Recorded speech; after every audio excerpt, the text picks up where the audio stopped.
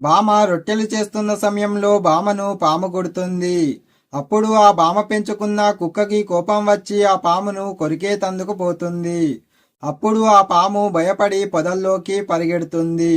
అప్పుడు ఆ కుక్క ఆ బామ దగ్గరికి వచ్చి చూస్తే బామ దీనస్థితిలో కనబడుతుంది.